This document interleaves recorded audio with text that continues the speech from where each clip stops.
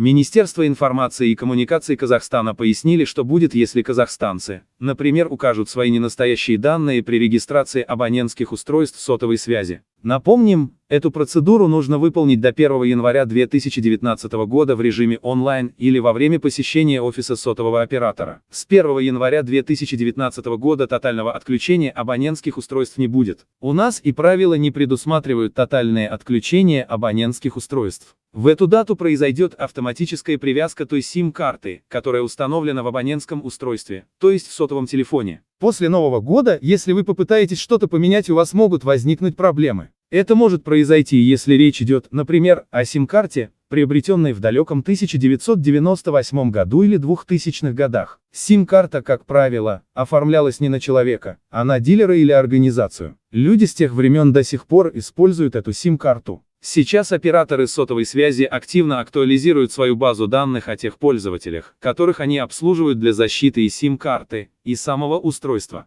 Так что тотального отключения не будет. Будут неработоспособны только те устройства, где вы после 1 числа вытащите сим-карту, вставите обратно сим-карту, и если сведения не совпадут, фамилия, имя, отчество, индивидуальный идентификационный номер, то такое устройство перестанет работать. Если назад вернете, как было, это устройство продолжит работать. Также важно помнить, что количество устройств, зарегистрированных на одного абонента, не ограничено.